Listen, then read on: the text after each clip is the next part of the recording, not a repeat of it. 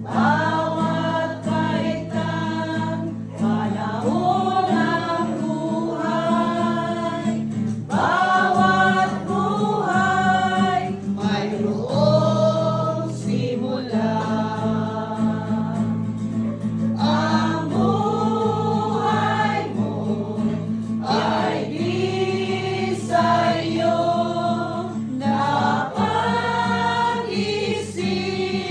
Isip mo na ba ilang taon ang lumipas na, lumipas na, lumipas na. Bawat tao'y simula. Bawat simula'y hangganan. Magpasya ka saan ka punta. Palihog manindog. Masaligon o matuohon sa kamatayon o pagkabanhaw ni Jesucristo, magampo kita ngadto kaniya sa Pag-ingon. Ginoo, kaluy kami. Ginoo, kaluy kami. Nabanhaw nga Ginoo, ikaw ang sumbanan sa among kinabuhi.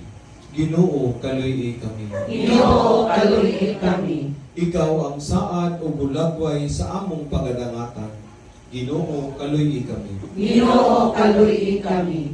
Anak sa Dios nga mianhi aron pagbuntog sa sala ug kamatayon. Ginoo, kaluy kami. Ginoo, kaluy kami. Pulong sa Dios nga mapagikawas kanamo gikan sa kahadlok sa kamatayon. Ginoo, kaluy kami. Ginoo, kaluy kami.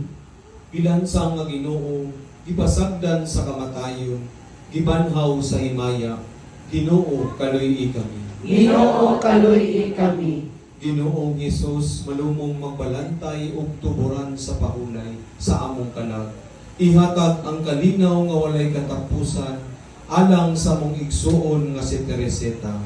Ginoo, kaluy kami. Ginoo, kaluy kami. Ginoong Hesus, ipanalanginan mo ang tanang nga nagsubo ug mga gisakit. Bendisyone ang pamilya ni Teresita, lakip na ang iyang mga paryente ug higala ug ang iyang apo nga naa karon sa ospital, si Junel Marcillones. Ginoo, kaluy kami. Ginoo, kaluy kami. Mga igsuon, ang matuod natong puloy-anan atua sa langit, busa mag-ampo kita samahan sumala sa gitudlo ni Hesus kanato.